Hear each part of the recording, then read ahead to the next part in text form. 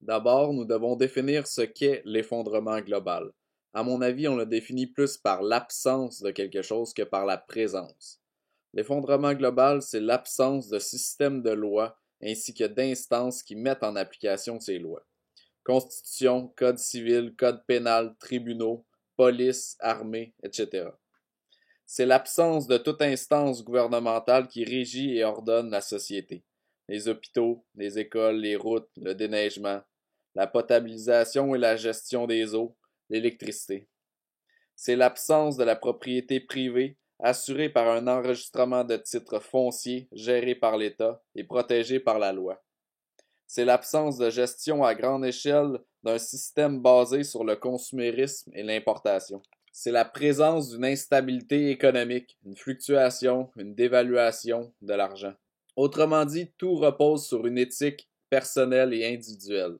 Et toute cette éthique oscillera entre deux instances, l'entraide ou la compétition, dans la gestion des ressources et des besoins. Maintenant que nous l'avons défini, voyons pourquoi, à mon avis, il est peu probable que cela arrive réellement. Certains pensent naïvement que l'effondrement global va survenir avec la fin du pétrole, ce qui est absurde puisque déjà le virage électrique est bien amorcé et d'autres technologies telles l'hydrogène, biodiesel existent. La fin du pétrole signifie que cette énergie qui était avantageuse pour notre société industrielle ne l'est plus par rapport à son coût de production, dont la majeure partie vient justement de la consommation d'énergie. On connaît tous les exemples des premiers gisements de pétrole qui coûtaient un baril en énergie pour pouvoir en produire 100. Aujourd'hui, en Alberta, les sables bitumineux coûtent un baril en énergie pour une production de 3 barils de pétrole. Nous sommes à un tournant où l'énergie du pétrole devient et deviendra pas assez abordable pour soutenir les activités économiques de notre société de consommation. Parce que le problème n'est pas l'énergie, mais ce que nous en faisons. Un véhicule d'une tonne roulant pendant 1 heure pour transporter chaque matin une seule personne à son travail. La viabilité de cette action n'est possible que par le faible coût de l'énergie qui permet son transport.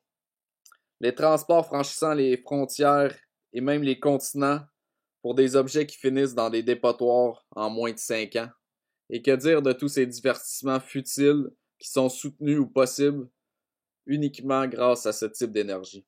Notre société n'est pas basée sur le pétrole, mais bien sur une énergie à fort potentiel et à bon marché. Et quand celle-ci s'épuise, ou une autre devient meilleure, par la puissance ou par son coût, elle est vite remplacée.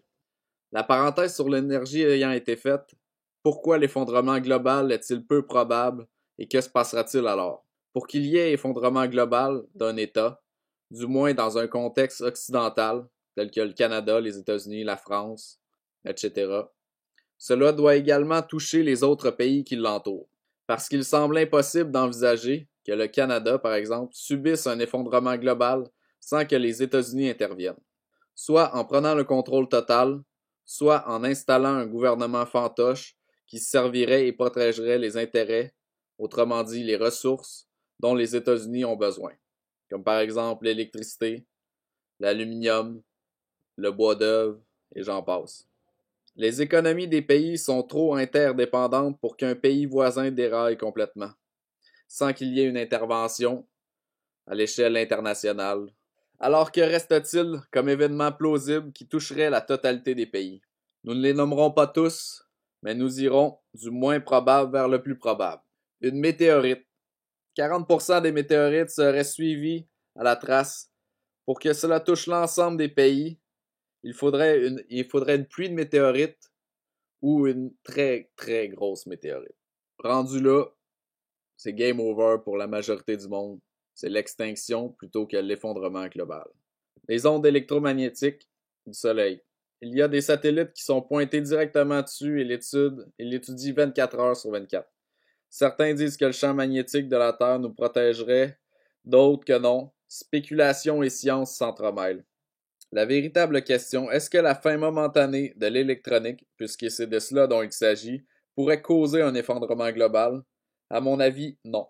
Ce qui aura été endommagé pourra être réparé. Une guerre nucléaire? Il ne faut pas confondre effondrement global et extinction. Il y a assez d'explosifs pour plonger la Terre dans un hiver nucléaire de plusieurs années. L'équilibre de la terreur se charge de nous protéger. Pandémie mortelle hautement contagieuse. La cause, à mon avis, la plus plausible, mais qui reste quand même hautement improbable. Prenons comme exemple le COVID-19. Le COVID-19 répond pas évidemment à toutes ces exigences, mais bien que très contagieux et mortel, selon certains facteurs de risque, n'a pas dégradé la structure d'un pays ni d'un État. Au contraire, il se passe toujours la même chose lorsqu'il y a une crise, qu'elle soit sociale, sanitaire ou autre. C'est une augmentation du contrôle et du pouvoir de l'État. Couvre-feu, état martial, augmentation de la présence policière et militaire, nouvelles lois, passe sanitaire. La probabilité qu'une pandémie en vienne à un effondrement global relève encore une fois d'une extinction, du moins partielle. Mais si l'effondrement global est hautement improbable, de quoi dois-je m'inquiéter? De la diminution du pouvoir d'achat, de l'accessibilité à la propriété et des effondrements personnels. À mon avis, c'est les trois choses dont on doit véritablement s'inquiéter. Les répercussions économiques du COVID-19 ont accentué un phénomène qui se produit depuis des siècles. Les riches s'enrichissent, les pauvres s'appauvrissent. Depuis des générations, il y a une diminution du général du pouvoir d'achat, de biens essentiels comme non essentiels, une augmentation des prix pour l'accès à la propriété, une augmentation moyenne de l'endettement des individus et des familles, une survalorisation par les médias des biens de consommation comme élément clé d'une vie heureuse. Voilà ce dont il faut se méfier. L'effondrement global n'est pas à craindre puisque le système se protège. Les dirigeants et politiciens peuvent augmenter la dette de la nation pratiquement autant qu'ils le veulent. Et surtout, ils vont tout faire pour protéger ce système parce qu'ils en sont au centre. Ils ont des actions en bourse, des capitaux, de l'immobilier. Ils naviguent avec famille et amis dans des sphères où le politique, l'économique, la spéculation et les investissements sont les sujets de discussion. Ils ne s'intéressent pas à comment sortir le miel d'une ruche, à faire son bois de chauffage, à nourrir ou entretenir ses animaux de ferme. Ils sont dans des sphères mondaines où eux, comme leur entourage, n'ont pas le temps et n'en voient pas l'utilité. Ils mangent dans des restaurants, buvant du vin et chantant leurs arômes, comme si eux-mêmes avaient eu le mérite de l'avoir fabriqué. Bref, ils ont tout à perdre d'un effondrement global. Alors ils feront tout pour l'éviter. Et comment s'y prendront-ils? Comme à l'habitude.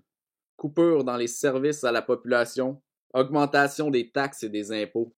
Mais alors que faire sous le poids de ce nihilisme? Être propriétaire d'une habitation avec un terrain, selon nos moyens, selon nos ambitions. La création d'un réseau local, être un peu plus résilient, indépendant, autonome, chaque jour et conserver, inscrire dans la durée ses habitudes. Il vaut mieux avoir un petit jardin toute une vie que de produire toute sa nourriture une seule année.